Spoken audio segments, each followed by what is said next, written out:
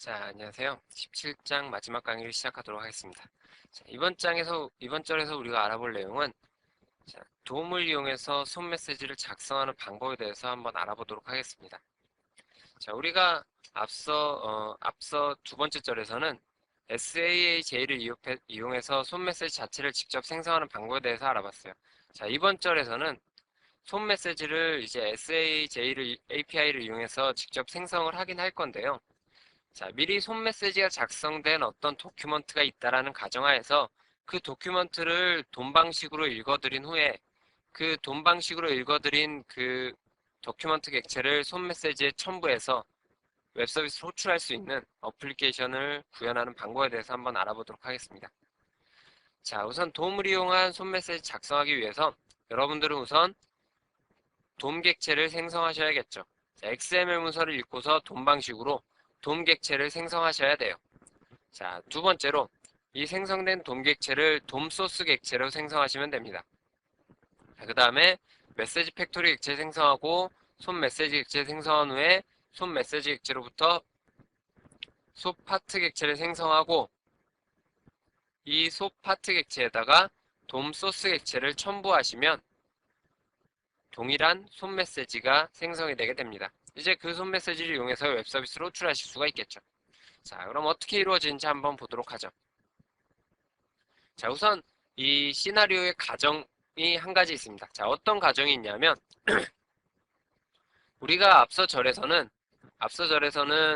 손 메시지를 직접 생성했어요. 가령 소 파트 객체로부터 인벨롭 객체 생성하고 또 소 헤더와 소 바디 객체 생성한 후에 소 바디 객체에다가 네임 객체를 이용해서 엘리먼트 추가하고 또 이런 방법을 이용해서 손 메시지를 직접 여러분들이 수동으로 생성을 했었는데, 자, 이번 절에서는 손 메시지가 이미 XML 문서 형태로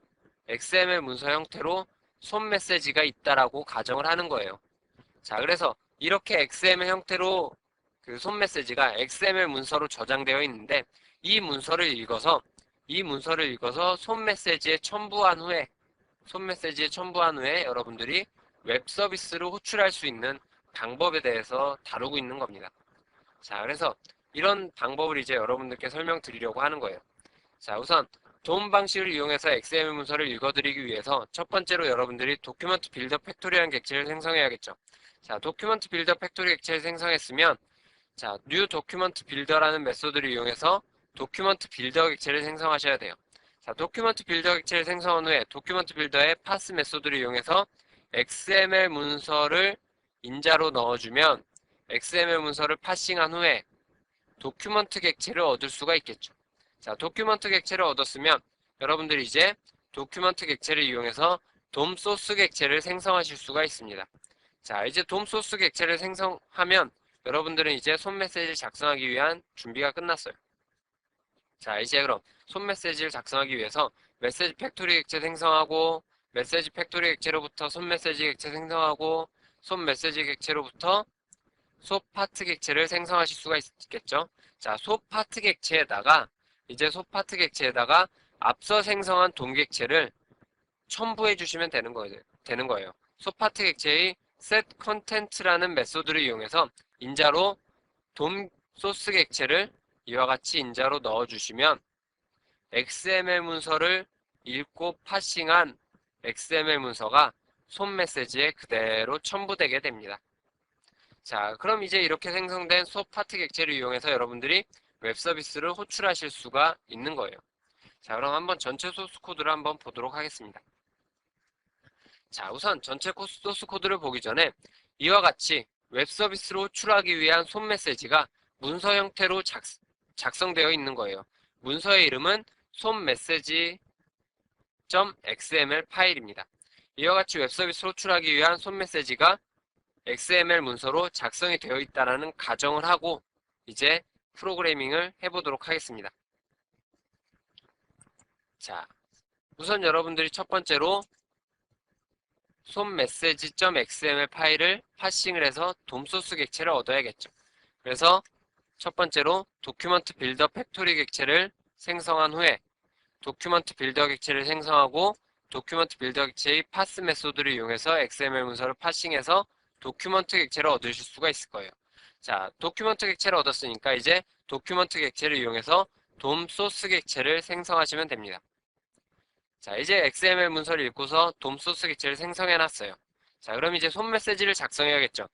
메시지 팩토리 객체 생성하고 손 메시지 객체 생성한 후에 손 메시지 객체로부터 소 파트 객체 생성하고 소 파트 객체의 set content라는 메소드를 이용해서 인자로 앞서 생성한 돔 소스 객체를 인자로 넣어주시면 소 파트 객체에 우리가 XML 문서가 그대로 첨부돼서 손 메시지가 작성이 된 거예요. 자, 그럼 이제 웹 서비스로 호출하기 위해서 소 커넥션 팩토리 객체 생성하고 소 커넥션 객체 생성한 후에 웹 서비스 콜 메소드 이용해서 웹 서비스 호출하고 그 리턴된 결과로 손 메시지를 얻을 수가 있겠죠.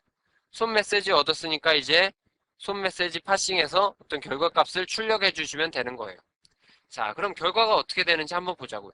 자, 손 메시지를 한번 보면 웹 서비스로 호출하는데 웹 서비스로 호출하는 인자가 미셸이에요. 자, 미셸이라는 것만 기억하고 계시기 바랍니다. 자, 그럼 이제 우리가 이 소스 코드를 컴파일하고 실행을 해보도록 하겠습니다.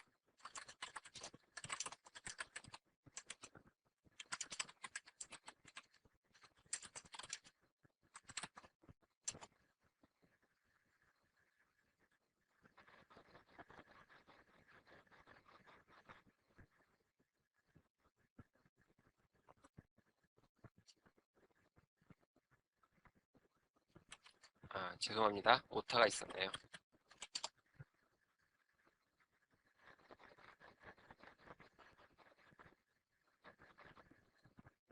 자, 이와 같이 컴파일이 완료되었습니다.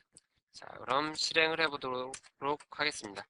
자, XML 파일은 이와 같이 존재해야겠죠?